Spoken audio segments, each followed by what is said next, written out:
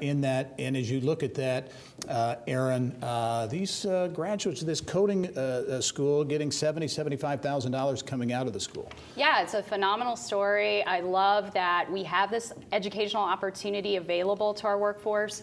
We definitely need more of that. Again, that supports that tech ecosystem. Look at the diversity of what he's doing in coding. I mean, you've got Westgate at Crane, possibly, right, hooked up possibly with Gary and Evansville and other communities. So when people come out of these academies, they'll be well-versed, but they'll also be diverse. I saw the picture that you had on the story today. It just is going to reflect that. Being in the middle of downtown, you can't deny it. I mean, it's a substantial investment in downtown. And again, you bring up a good point, making that statewide impact and footprint.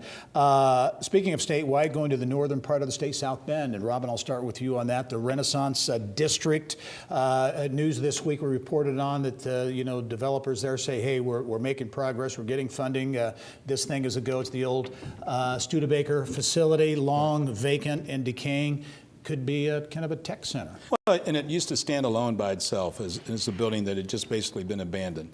They made it a priority, did the retrofit of it. It's been a catalyst for growth downtown. I like the fact that the director said he saw something that he really wanted to make an impact in. And now it's moving more and more. Now it's going to become more people-centric on the next development phase of it. About a third of that building is occupied. The rest is going to become more people-centric. And you're, Aaron, a South Bend native, right? So you remember riding your bicycle, right? By the old... driving past it, because it was downtown and it was a completely abandoned building. So shout out to all my friends and colleagues in South Bend still.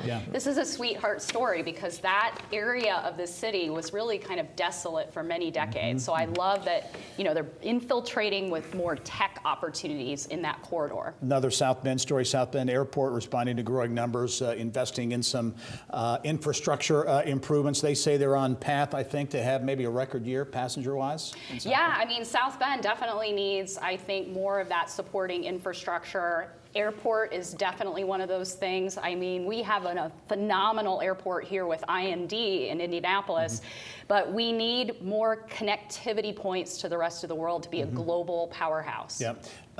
In northern Indiana, Elkhart, that area, that region, the RV capital of the world, been a lot of focus there. The Wall Street Journal did a big piece on declining shipments out of Elkhart being a precursor maybe to recession. You think there's... Well, yeah, and you knew that was coming, right? Yeah. If their sales dropped this much, right, it was, here we go. That's right. And it is a reasonably good indicator. I will say there's still economic activity in that industry up there. You saw earlier this month, Winnebago bought Newmar, which is a high-level RV manufacturer out of Napanee. So, and that was a purchase earlier. So there is still economic activity up there and investment. Murray, I'll give you the last one very quickly. The Pacers are headed to India, proof that the NBA is really becoming more of a global kind of sport. But interesting, the Pacers, big improvements in Bankers Life Fieldhouse and outside of Bankers Life Fieldhouse, the new training center as well. They're really leading a transformation of that area around Bankers Life Fieldhouse.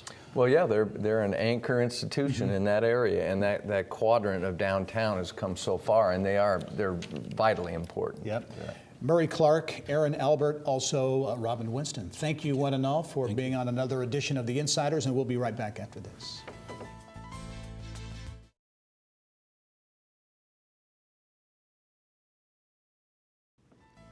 Coming up next week, Bosma Enterprises has a new leader. CEO Jeffrey Mittman explains how strategic change will create jobs for people who are blind or visually impaired. And a revolutionary 10-day program, the Pop-Up Business School, is helping entrepreneurs and startups gain that know-how to start or grow a micro business. We'll have that story as well. Thanks for joining us this week. I'm Gary Dick. Go out and make it a successful week.